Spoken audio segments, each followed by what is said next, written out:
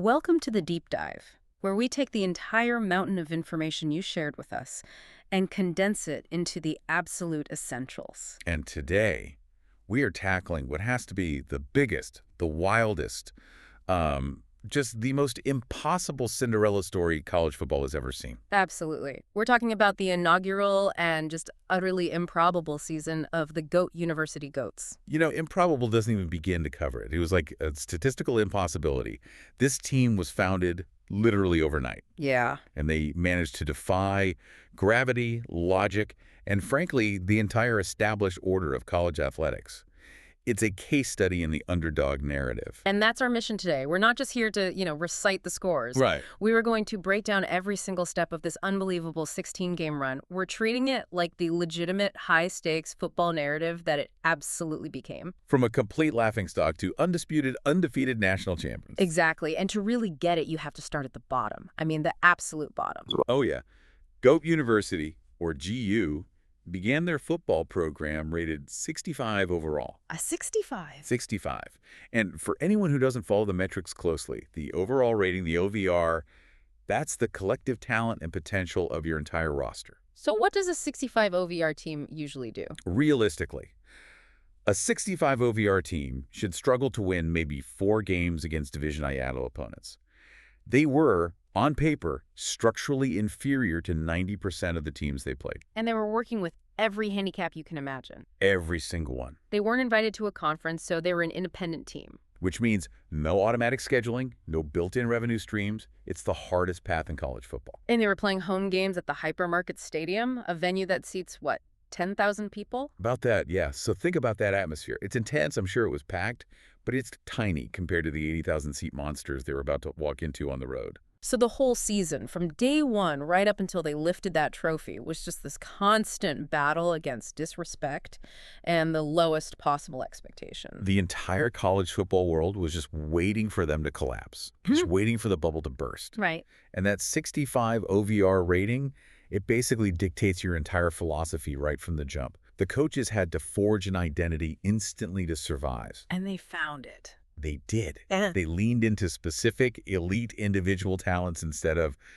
overall team depth they just didn't have. And that identity was built on 3 pillars. 3 non-negotiable pillars. First, an explosive, truly Heisman caliber running back in Howie Spaymont. Second, a generational perfect kicker, Yoda Best, who gave them total control over points and field position. And the third. A truly relentless turnover-forcing defense. So when you can't rely on your offense to just march down the field every time? Exactly. You have to rely on specialists who can flip the field or just manufacture points all by themselves. Okay, let's unpack that first part of the season, because calling it a roster build feels wrong. It was more like an emergency assembly line.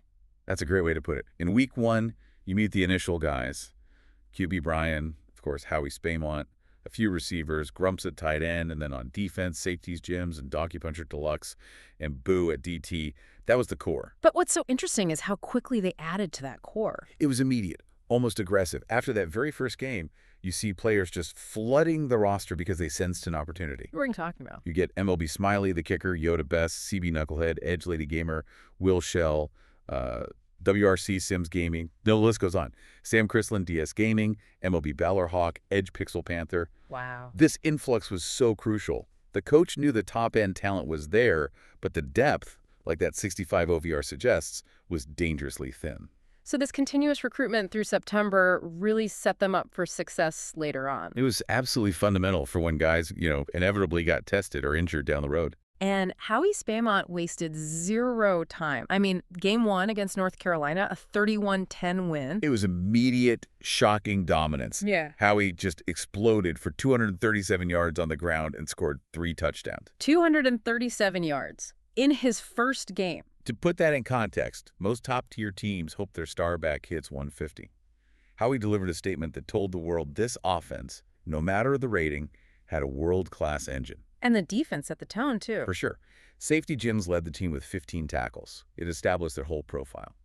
Aggressive, hard-hitting, relying on those safeties and linebackers to clean everything up. And the polls. The Bulls barely blinked. So heading into week 2 against Duke, even after that win, their rating only climbed a little, right, to 71 OVR. Yeah, and the sources call it extremely low. So that underdog narrative was already baked in. and it just wasn't going away. Howie was player of the game again. 155 yards, 2 TDs. And this is where the legend of the special teams really begins. Yoda Best. In that Duke game, which they won 24-10, Yoda Best establishes her clutch status. She hits a vital field goal, and the sources make a point to say she was perfect.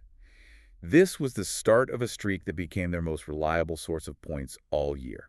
A perfect kicker is such a luxury for a team built like this. It's an absolute game changer. It means every single drive that stalls out around the 35-yard line is still a guaranteed 3 points. Yeah. It gives you a margin for error that, other low-rated teams just don't have. But the real shocker came in Week 3. Week 3. Goat University, still just a 71 OVR, faces the number 7 team in the country, Alabama. A powerhouse. A program that measures success in national championships. And the result? A 19-0 shutout victory for the Goats. 19-0. And this wasn't a fluke. This was the defense finding its true identity, just fueled by intensity and, frankly, raw talent at key positions. And Will Shell really stepped up in that game. He secured Defensive Player of the Week, 3 tackles, a TFL, and an interception. I mean, shutting out Alabama is a seismic event. It tells you 2 things right. Yeah. 1, the defensive line, led by Boo, was holding its own in the trenches. And 2, the secondary and the linebackers were forcing turnovers and just completely minimizing any pressure. This defense was historically great, even with the limitations that OVR rating suggested. And that performance just set the stage for Week 4 against number 7 Miami. If Alabama was a statement, Miami was a demolition. A 43-7 demolition. This was the defining defensive performance of the early season. Will Shell had 2 interceptions in the first half alone. And one of them was a pick 6. 1 returned for a touchdown. That's a 14-point swing from one player in one half of football.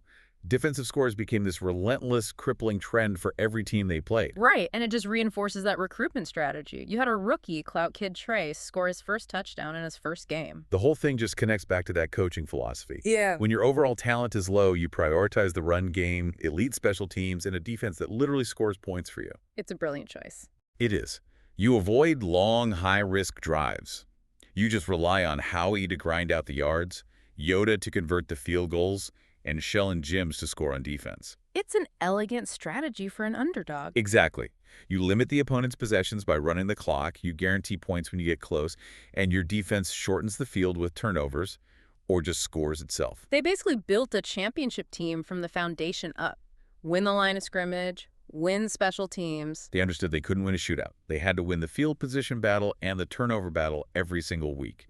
And that 4-0 start was proof that it worked, even if the polls completely refused to acknowledge them. So after all that, a 4-0 start, 2 wins over top 10 teams, Goat University was still completely unranked. Completely. 4 wins, 2 top 10 takedowns, and they were still outside the top 25. The disrespect was, it was palpable. And honestly, it was baffling. But they just kept winning. They did, fueled by these unbelievable individual performances that forced people to pay attention. Which brings us to Week 5 against Arkansas. Another shutout, 37-0. A complete defensive effort.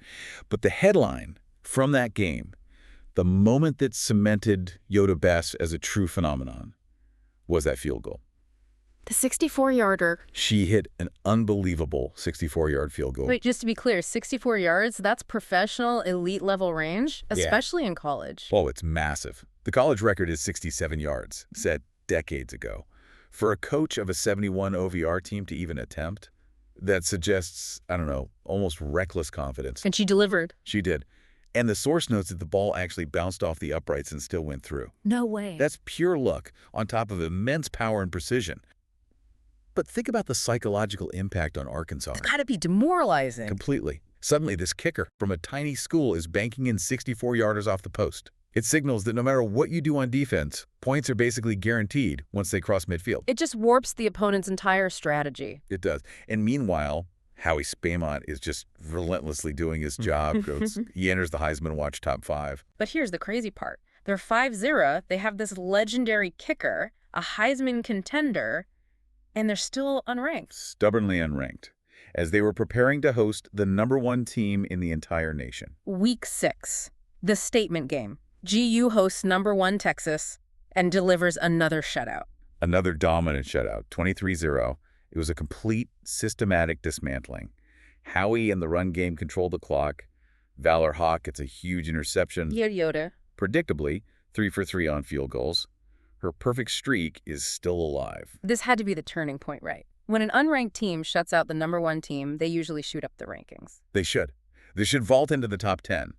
But despite being 6-0 and beating the best team in the country, the GOATs were still unranked in the next poll. How is that even possible? What were the pollsters looking at? I think it's institutional blindness, it's statistical skepticism. They saw that 76 OVR rating, which had barely moved, and they just thought this was all a fluke. They were waiting for it to correct itself. Exactly. They were waiting for the big loss where the lack of talent would finally get exposed. They just failed to realize that the sum of GU's parts was way greater than their OVR suggested. They were judging the name on the jersey, not the results on the field. And what do you think that did for the team's motivation? Oh, it had to be pure rocket fuel. Every single poll was just more motivation. They used it to maintain that intensity week after week. The breakthrough finally came in Week 7 against #5 Ole Miss. They won 35-14. And this is where QB Brian really stepped up. He played a perfect game. 13 of 13 for 161 yards and 2 touchdowns. Plus 2 rushing touchdowns. Right. And that stat line, 13 for 13, it's so telling. The coaches were calling high percentage throws, capitalizing on play action from Howie's gravity. They maximized Brian's strengths without asking him to carry the offense. And Howie was just relentless. Player of the week, 183 yards, 2 more TDs. He now had 15 rushing touchdowns on the season. That performance vaulted him to #1 in the Heisman watch. And that finally did it. That confluence of individual and team success finally forced the polls' hand. After a tune-up game in Week 8 that they won 51-3, the GOATs finally got their respect. They entered the rankings at number 19 with a perfect 8-0 record. Okay, but we have to talk about the Heisman race. Howie was the engine. He was the whole offense. But he ends up losing the trophy. He does. He finishes second to Eli Holston, a quarterback who threw for, 4,000 yards and 38 touchdowns. It's the classic bias, right? Voters love the flashy quarterback stats. It is. It's a frustrating bias. And Howie had such an undeniable case. He carried a 70-something OVR team to an undefeated record against top 10 defenses. His 1,772 rushing yards were arguably worth more because of the low talent around him. so even at 8-0 with a Heisman frontrunner, that institutional resistance was still there. It was a bitter snub.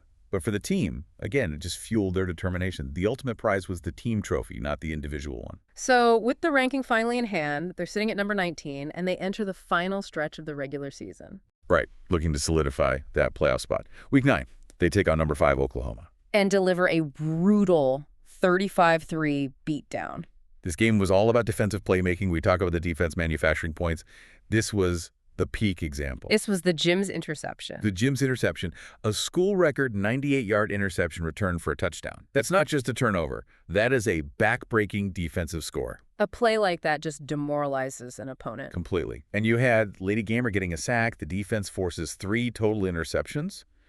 The unit was just peaking at the exact right time. But this game is also famous for, I guess, a tragic moment for the special teams. The end of the streak. Yoda misses. Yeah.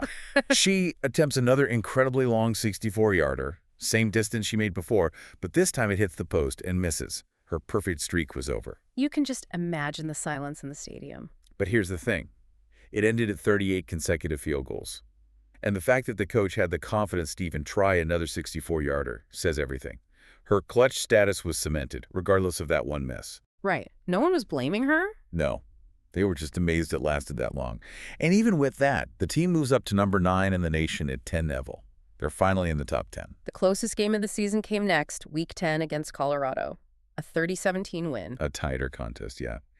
And even when the offense was struggling a bit, who steps up? Yoda. Yoda hits a clutch 62-yard field goal. That's the safety net. When Howie slows down, she provides the points. And that win moved them up to number 7 in the playoff projection. They were knocking on the door. Okay. And they finished the regular season with absolute authority. Week 11 against number 8, Georgia. A 34-3 win secures the perfect 12-0 regular season record. Valor Hawk was the player of the game. An interception, a sack, and a defensive touchdown. The defense wasn't just slowing teams down, they were destroying them. So let's talk about the final rankings before the playoffs. A perfect 12-0 season, dismantling top teams, and they finished ranked number 6. Still outside the top 4. The bias was still showing. It seemed like no matter how many games they won, the institutional metrics, the OVR, the lack of a conference, just held them back from getting a top seed. The stats just scream disrespect. They do. Let's quantify it. The GU defense finished #1 in the nation, allowing just 6 points per game. 6.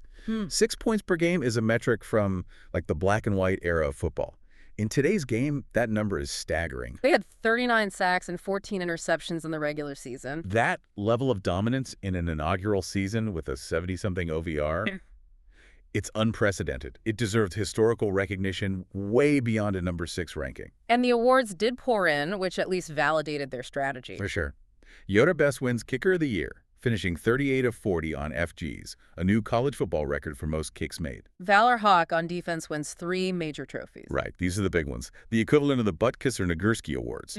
And crucially, offensive lineman Johns Girl won 2 huge trophies for the line. The Outland and the Remington. Exactly. Which shows that the investment in the trenches, even with that low OVR, was highly focused and incredibly successful. Which all connects back to the coaching upgrades, right? The motivator and tactician skills. That tactician skill is so important. It suggests superior in-game adjustments. And the motivator skill kept this group of, huge individual talents all focused on the team goal, preventing all that external noise from fracturing the locker room. So now we enter the playoffs. 12-0, ranked number 6. And immediately, a crucial, terrifying storyline emerges. The Howie Spaymont injury saga. It was a recurring nightmare. It was. The sources are clear. Howie, the engine of the whole offense, was injured repeatedly on the very first play of the playoff games. Bruised ribs, bruised elbow, and then he's listed with severe injury risk. This wasn't just bad luck. This was a systemic failure of protection combined with the wear and tear of a long season on a starback. Losing your Heisman runner on the first snap of the biggest games, Right. It's the ultimate stress test. It is. And this is where that continuous recruitment from September really paid off. The team was forced to rely on backups, Tyson and Ty Hardy.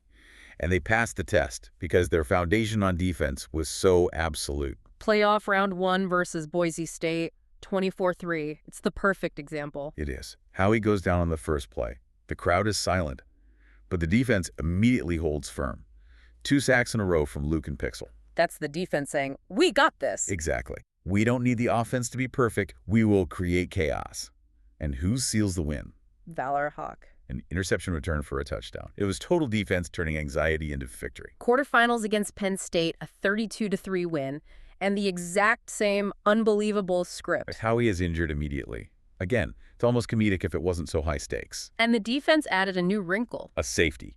DT Boo records the team's first safety of the season. which is a huge momentum swing. It's a 2-point swing and you get the ball back. Maximum defensive pressure. Then Jims gets another interception return TD. The defensive scoring was so consistent, it almost didn't matter if the offense had its star. Almost. The defense was the primary engine of victory at this point. Which brings us to the semifinals against Clemson, and this was the first time in a while they faced real adversity on the scoreboard. Yeah, they started rough. They were down 7-3. And given how dominant they'd been, that small deficit felt, alarming. Clemson was a good team. They found a way to punch back. They did. Which brings us to the highlight play of the season. The moment that arguably saved their perfect season. They're down 7-3. Momentum is with Clemson. And Lady Gamer, the edge rusher, provides the seismic shift. She intercepts a deflected pass right at the line of scrimmage and takes it back for a touchdown. A pick six? A pick six that completely changed the momentum. It flips the score to 14-7 and just emotionally breaks Clemson's will. It showed that even when they were down, the defense was going to find a way to score. They ended up winning 28-7, and they're on to the national championship.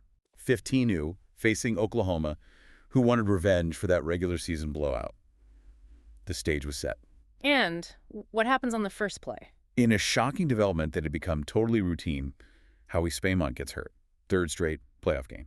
Unbelievable. The coaches had to execute immediate triage. Complete reliance on the depth they'd cultivated all season. And the hero of the championship game was a backup. Ty Hardy, the 3rd or 4th stringer on the depth chart. He steps up under the most immense pressure imaginable and becomes the player of the game.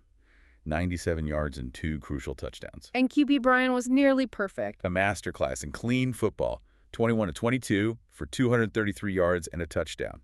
1 incomplete pass the entire game. You couple that with the defense holding firm, another Jim interception, a forced fumble from Shell, and that was it. Goats win 37-6. They complete the 16-1 undefeated season and claim the national championship. They proved that even losing their best player couldn't stop them because the system and the identity were stronger. So it's time to recap the numbers, because the story of this team is really told in its defensive metrics. 16-0.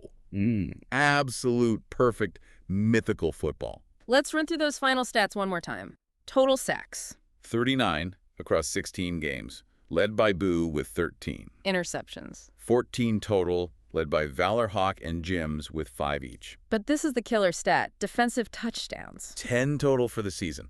Jims had 3, Hawk had 2.